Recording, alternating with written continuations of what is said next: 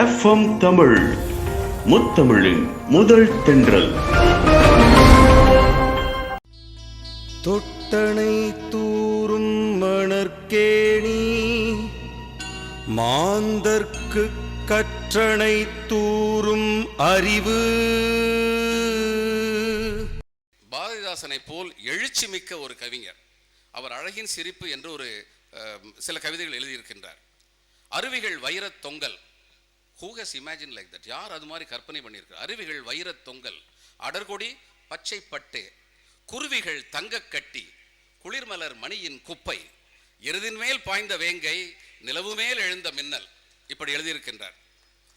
இந்த நாட்டில் நிலவுகின்ற பொருளாதார வேற்றுமைகளை கண்டு மனங்குமரிய பாரதிதாசன் உலகப்பன் பாட்டு என்று ஒரு பாட்டு எழுதியிருக்கின்றார். பகுத்தறிவு மன்றத்திலே உலகம் என்ற பழைய முதலாளியனை நிறுத்தி வைத்து உலகத்தை ஒரு முதலாளியா உருவகப்படுத்தி பகுத்தறிவு மன்றத்தில் நிப்பாட்டி வச்சாராம்.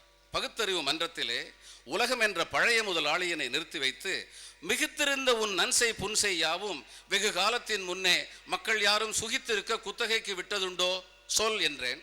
உலகப்பன் ஆமாம் என்றார். அவர் கேட்டாராம், ஏன்பா உங்கள்கிட்ட நிறையா நிலம் இருந்துச்சே, நஞ்ச புஞ்சையெல்லாம் நீங்கள் விவசாயம் பண்ணீங்க, குத்தகைக்கு எடுத்துங்கன்னு யார்ட்டையாவது சொன்னியா அப்படின்னு உலகப்பன் சொன்னாராம். உலக சொல்லிச்சு, ஆமாம் என்னுடைய நிலத்தையெல்லாம் கொடுத்தேன். அப்போ பகுத்தறிவு மன்றம் மறுபடியும் கேட்டதான், குத்தகைக்காரர் தமக்கு குறித்த எல்லை குறித்தபடி உள்ளதுவா என்று கேட்டேன். உடனே உலகப்பன் சொன்னார், கைத்திறனும் வாய்த்திறனும் கொண்டவர்கள் கண்மூடி மக்களது நிலத்தை எல்லாம் கொத்திக்கொண்டேப்பமிட்டு வந்ததாலே கூலி மக்கள் அதிகரித்தார், என்ன செய்வேன்?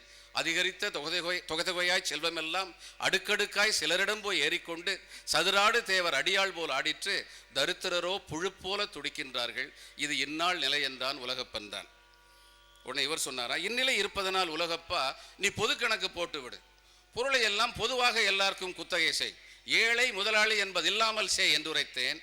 உலகப்பன் எழுந்துதுள்ளி, ஆழம்பப்பா உன் வார்த்தை உண்மையப்பா, அழகாயும் இருக்குதப்பா நல்லதப்பா என்று சொன்னான். நான் சொன்னேன், இந்த மாதிரி நான் எல்லாருக்குமே கொடுக்கணும்னு சொல்கிறேனே, இதுக்கு இவங்க ஒத்துக்கிடுவாங்களா? ஏற்கனவே நான் நிலத்தை யாரெல்லாம் கைப்பற்றி வச்சுருக்காங்களோ அவங்க ஒத்துக்கிடுவாங்களா அப்படின்னு நான் கேட்டேன். செகத்தப்பன் யோசித்து சித்தம் சோர்ந்தான். அது எப்படி முடியும், வாங்கினவன் எப்படி திருப்பி கொடுப்பான் அப்படின்னு யோசித்தான்.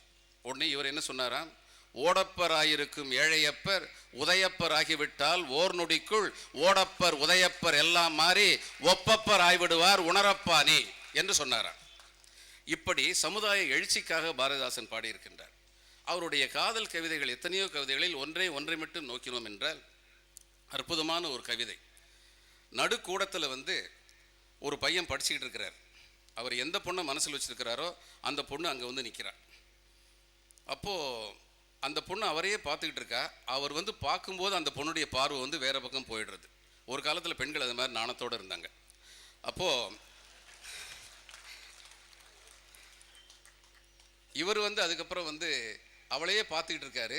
இவருடைய புஸ்தகம் திரும்பிக்கிட்டே இருக்கு, பக்கம் திரும்பிக்கிட்டே இருக்கு. அவர் வேற பாடம் படிச்சுக்கிட்டு இருக்கார். இதை பற்றி அவர் ரொம்ப அழகாக சொல்லியிருப்பார். கூடத்திலே மனப்பாடத்திலே விழி கூடி கிடந்திடும் ஆணழகை ஓடை குளிர்மலர் பார்வையினால் அவள் உண்ண தலைப்படு நேரத்திலே பாடம் படித்து நிமிர்ந்த விழி தன்னில் பட்டு தெரித்தது மானின் விழி, ஆடை திருத்தி நின்றாள் அவள்தான் இவன் 1000 ஏடுகள் திருப்புகின்றான் அப்படின்னு சொல்லுவார். ரொம்ப அற்புதமான கவிதை. இது மாதிரி அவருடைய கவிதைகள் தமிழர் எழுச்சியை பற்றி பேச வேண்டும், எழுத வேண்டும் என்று நினைத்த பொழுது, எங்கள் வாழ்வும் எங்கள் வளமும் மங்காத தமிழ் என்று சங்கே முழங்கு என்று கூறியவர். திங்களோடும் செழும்பருதி தன்னோடும் விண்ணோடும் உடுக்களோடும் மங்குல் கடல் இவற்றோடும் பிறந்த தமிழோடு பிறந்தோம், நாங்கள் ஆண்மை சிங்கத்தின் கூட்டம் என்று சிறியோர்க்கு ஞாபகம் செய் முழங்கு சங்கே என்று பாடியிருக்கின்றார். சிங்களஞ்சேர் தென்னாட்டு மக்கள் தீராதி தீரர் என்று ஊதுது சங்கே, பொங்கு தமிழர் கிண்ணல் விளைந்தால் சங்காரம் நிசமென சங்கே முழங்கு என்று முழங்கி இருக்கின்றார். பாரதிதாசனுடைய இந்த கவிதைகள் எத்தனையும் படிக்கும் பொழுது, பாண்டியன் கனவாகட்டும் அல்லது பில்கினியத்தை புரட்சி கவி என்று ஒன்று எழுதியிருக்கின்றார், அது இன்னும் மிகச் சிறப்பாக இருக்கும். அரசனுடைய மகளுக்கு பாடம் சொல்லிக் கொடுப்பதற்கு அழகான ஒரு புலவர் கிடைப்பார். இந்த அழகான புலவரை பார்த்து மகள் மையல் பட்டு விடக்கூடாது என்று இருவருக்கும் நடுவில் ஒரு திரையை கட்டி விடுவார் அரசர். புலவரிடம் சொல்லுவார் அவளுக்கு பெருநோய் இருக்கிறது என்று, கவிஞரிடம் சொல்லுவார் இவருக்கு கண் தெரியாது என்று. ஒரு நாள் பாடம் சொல்லிக் கொடுப்பதற்கு முன்னால் இந்த கவிஞர் ஆகாயத்தை பார்த்து அங்கு உள்ள நிலவை பார்த்தவுடன் நீலவான் ஆடைக்குள்ளே உடல் மறைத்து நிலாவென்று காட்டுகின்றாய் ஒளிமறைத்து என்று ஆரம்பிப்பார். அதை கேட்டவுடன் இளவரசிக்கு ஐயம் ஏற்பட்டுவிடும். கண் குருடாக இருந்தால் எப்படி நிலவை பார்த்து பாடுவார் என்று திரையை விளக்கும் பொழுதுதான் இருவருக்குமே தெரியும், இவருக்கு பார்வை உண்டு, அந்த பார்வை கண்டு ரசிக்கக்கூடிய அவளுக்கு இவளுக்கு அழகு உண்டு என்று. இவர்கள் இருவரும் காதலிக்கிற நிலைமை தெரிந்தவுடன் மன்னர் இவருக்கு மரண தண்டனை விதிப்பார். அந்த மரண தண்டனை விதிக்கும் பொழுது அவர் ஒரு உரையாற்றுவார். தமிழில் எழுதப்பட்ட கவிதைகளில் மிகச்சிறந்த கவிதை பகுதி அது.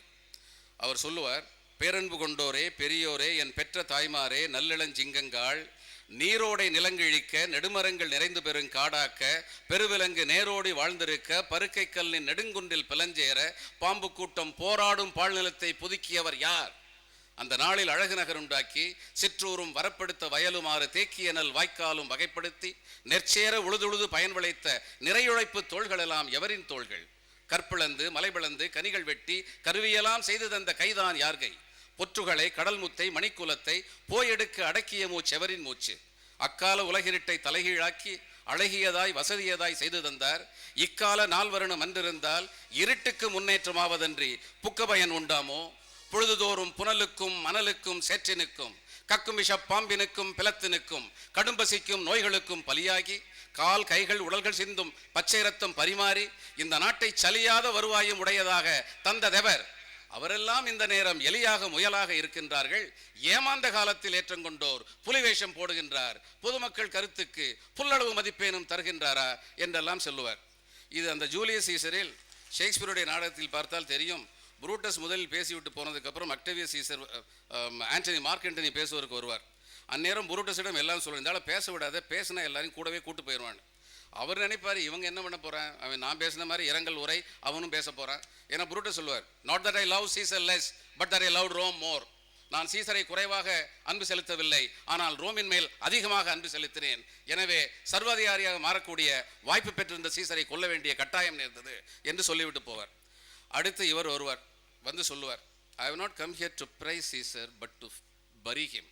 நான் புகழுவதற்காக வரவில்லை, புதைப்பதற்காக வந்திருக்கின்றேன் என்று துவங்கி வரிசையாக சீசரிட்ட நன்மைகளை எல்லாம் பட்டியலிட்டு அப்படிப்பட்ட நன்மைகளை எல்லாம் செய்த சீசரை இவர்கள் கொன்று விட்டார்கள், அதை பற்றி நான் என்றுமே எதுவுமே சொல்லப்போவதில்லை, ஏனென்றால் அவர்கள் கண்ணியமானவர்கள் என்றெல்லாம் 4 தரம் சொல்வார்.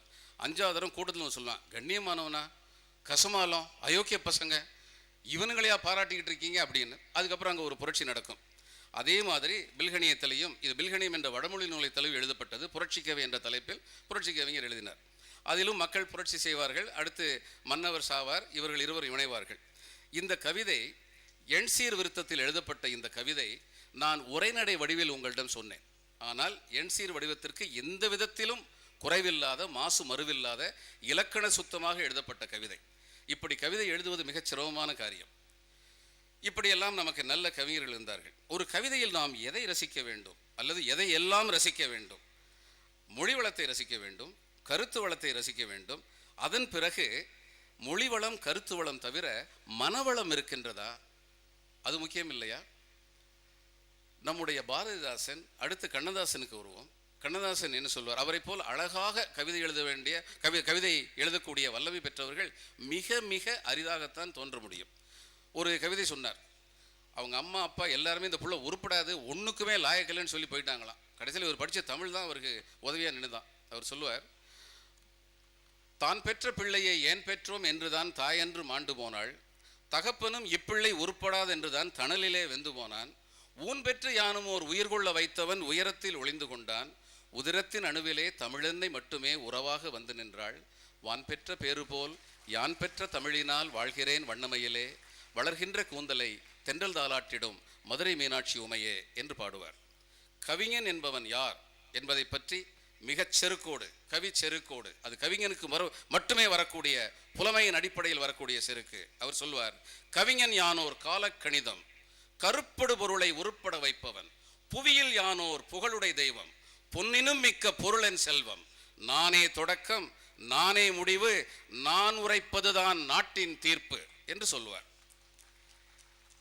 அவருடைய திரைப்பட பாடல்கள் கூட மற்ற பல கவிஞர்களுடைய கவிதைகளை விட சிறப்பாக இருந்ததுண்டு.